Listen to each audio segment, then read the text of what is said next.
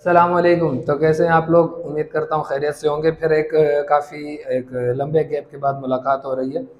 और जैसे कि आपको पता है, सामने लिखा हुआ है एक्टिव एंड पैसिव वॉइस, क्योंकि अब तक हमने जितनी चीज़ें पढ़ी थी वो सारी की सारी एक्टिव थी और अब हम पैसिव की तरफ जाने लगे हैं। और जिसका पहले हमने जो एक बिगनर्स के लिए रखा था उसका नाम हमने बी से रखा था, तो हमने रखा था B1 B2। तो अब हमने एक एक्टिव और पैसिव का जो हमने शुरू किया है, एक सीरीज शुरू की जिसका नाम हमने रखा है P1, जिसमें हम पैसिव के बारे में डिस्कस करेंगे और पैसिव के बारे में पढ़ेंगे। बस तो चलते हैं वीडियो की तरफ।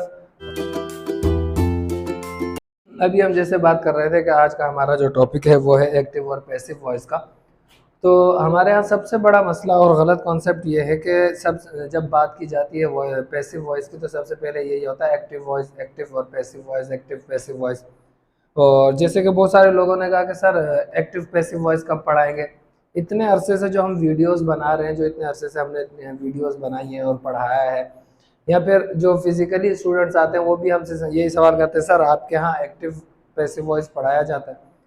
तो इस चीज़ का जो कॉन्सेप्ट हमारे यहाँ चल गया है उस चीज़ को मैं पहले क्लियर कर दूं कि जो हम टेंसेस पढ़ते हैं सबसे पहले वो सारे के सारे एक्टिव होते हैं, और फिर उसके बाद आगे चलकर जो पढ़ा जाता है वो पैसिव होता है। एक्टिव एक अलग है और पैसिव अलग है। तो जो हमसे पूछते हैं कि sir active voice passive voice कब पढ़ाएंगे, तो अब तक जितना भी पढ़ा दिया वो सारा का सारा एक्टिव था, और अब जो हम पढ़ाने जा रहे हैं वो सारा का सारा पैसिव होगा। अब पैसिव बनाने के लिए सबसे पहले तीन चीज़ों को क्लियर करना बहुत ज़रूरी है, और वो ये है कि एजेंट, ऑब्जेक्ट और सब्जेक्ट, इन तीनों की डेफिनेशन को समझना बहुत ज़रूरी है। और यही हमारे पास पैसिव में भी हमारे पास काम करते हैं और एक्टिव में भी हमारे पास यही काम करते हैं। सबसे पहले एजेंट। एजेंट कहा जाता है डूअर ऑफ एन एक्शन, मतलब काम करने वाला। काम करने वाले को हमेशा एजेंट कहा जाएगा। उसको हमारे यहाँ जो कॉन्सेप्ट बनाया गया है वो है सब्जेक्ट, के सब्जेक्ट कहा जाता है। ऐसा नहीं है, सब्जेक्ट काम करने वाले को नहीं कहते, बल्कि काम करने वाले को कहा जाता है एजेंट। और दूसरी चीज़ जो हमें पैसिव में ज़रूरत पड़ती है वो है object, receiver of the effect of action. जिस पर काम का असर हो उसको ऑब्जेक्ट कहा जाता है। ये नहीं कि जिस पर काम हुआ बस वो ऑब्जेक्ट है, नहीं, जिस पर काम भी हो और फिर काम का असर भी हो उसे कहा जाता है ऑब्जेक्ट। और सब्जेक्ट, सब्जेक्ट कहा जाता है व्हाट इज सेंटेंस अबाउट, के जिसके बारे में बात या फिर जुमला हो। जिसके बारे में बात या जुमला होगा वो ही सब्जेक्ट कहलाएगा, इसके अलावा अदरवाइज वो सब्जेक्ट नहीं होता, उसको सब्जेक्ट नहीं कहा जाता। सब्जेक्ट हमेशा वो है जुमले के अंदर जिसके बारे में बात की जा रही है। अब चाहे वो एक्टिव की एग्जांपल ले लें आप, यहाँ पर पैसिव की एग्जांपल ले लें। फॉर एग्जांपल अगर मैं लिखता हूँ कि he is reading a book, he is reading a book। अब अगर मैं इसमें बात करूं कि किसके बारे में बात हो रही है और कौन काम कर रहा है, किसके बारे में बात हो रही है, क्योंकि ऑब्जेक्ट या तो सवाल होगा व्हाट का या फिर होगा whom का। अब यहाँ पर जो बात हो रही है he is reading a book, कौन पढ़ रहा है किताब? वो पढ़ रहा है। तो इसका मतलब ये हुआ कि इसी के बारे में बात हुई, तो ये ही सब्जेक्ट है, यही सब्जेक्ट है। He is reading a book, who is reading a book, he subject है। और काम करने वाला कौन है? ही है, तो काम करने वाला भी यही है, तो यही एजेंट भी है, यही एजेंट है। He is reading a book, वो काम कर रहा है, वो पढ़ रहा है। तो सब्जेक्ट जिसके बारे में बात हुई ही सब्जेक्ट हुआ, और क्या काम कर रहा है? पढ़ने का काम कर रहा है, तो इसलिए ये ही एजेंट हुआ। लेकिन जब हम इसका पैसिव बनाते हैं तो पैसिव में हमारे पास हो जाता है ही इज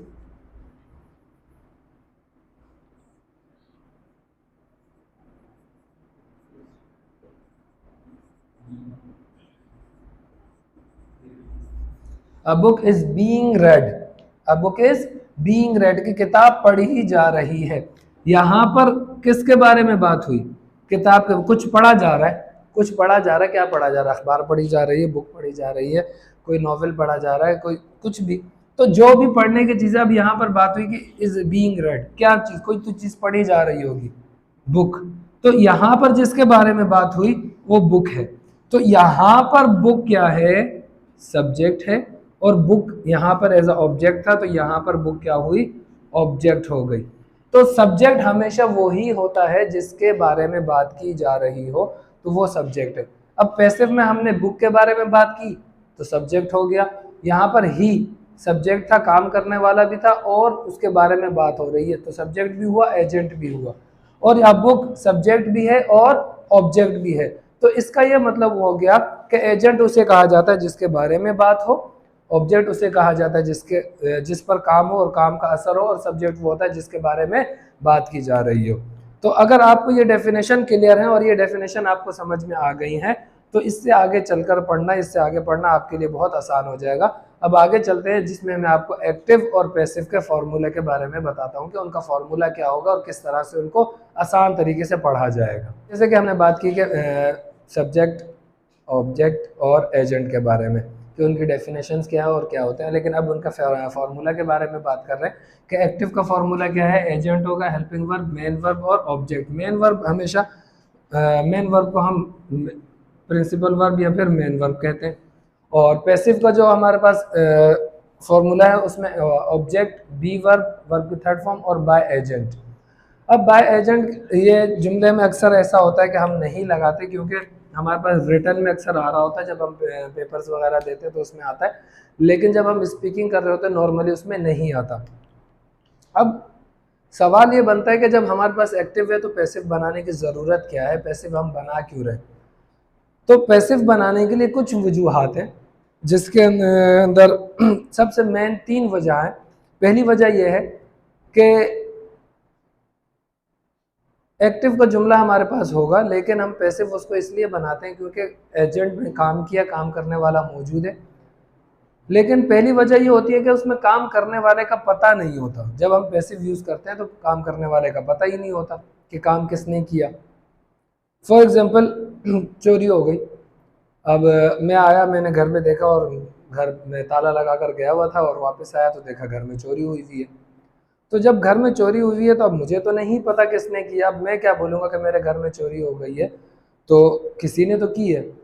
तो someone has stolen at my home, किसी ने मेरे घर पर चोरी की है। अब मेरे घर पर चोरी हो गई, कुछ फॉर एग्जांपल मेरा वॉलेट चोरी हो गया, तो my wallet has been stolen, मेरा वॉलेट चोरी हो गया। किसने चोरी किया मुझे नहीं पता। दूसरी वजह ये होती है कि एजेंट का हमें पता तो होता है, लेकिन हम जानबूझकर उसको हाइड करना चाह रहे होते हैं, हम उसके बारे में बताना नहीं चाह रहे होते, तो इस वजह से भी हम पैसिव को यूज़ करते हैं। और तीसरी वजह ये होती है कि हम पैसिव इसलिए यूज़ करते हैं क्योंकि काम करने वाला या जो एजेंट है वो इतना कॉमन या इतना आम होता है कि उसका नाम लेने की ज़रूरत नहीं पड़ती, उसके बारे में बताने की ज़रूरत नहीं पड़ती, तो वो इतना आम होता है, इतना कॉमन होता है, तो इस वजह से भी हम इसको यूज़ करते हैं।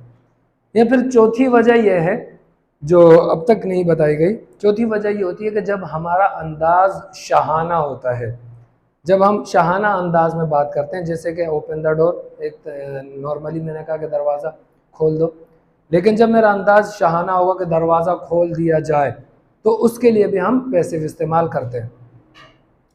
तो पैसिव इस्तेमाल करने की वजूहात मैंने आपको बता दी।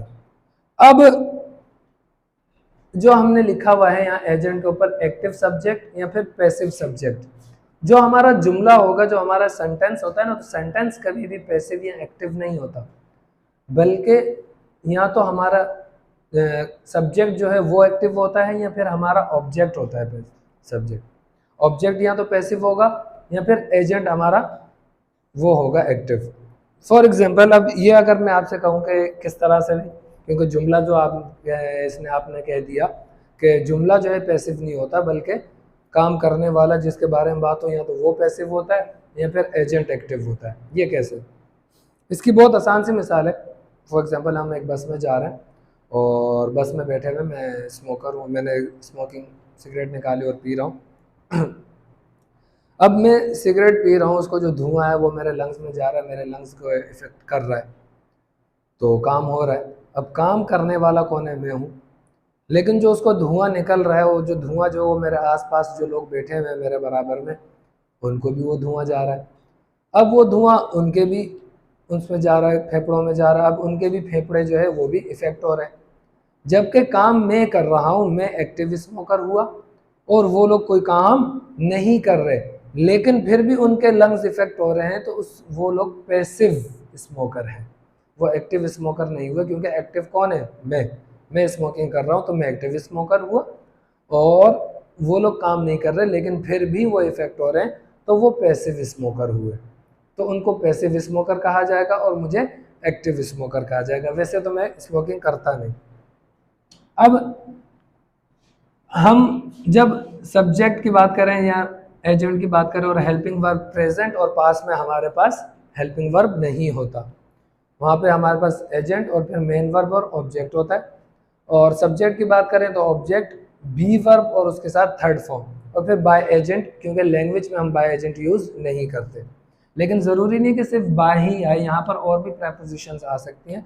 वो कैसे आएंगे वो फिर बाद में डिस्कस करेंगे, लेकिन हमारे यहाँ जो सबसे ज़्यादा चलता है और ज़्यादा आम है, कॉमन है, वो बाय है।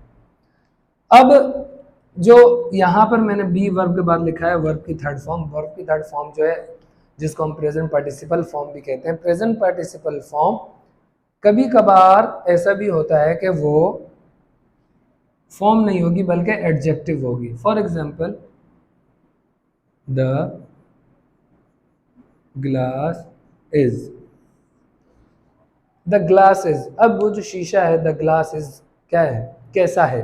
The glass is precious, the glass is beautiful. तो अब वो खूबसूरत है या कीमती है, या फिर द ग्लास इज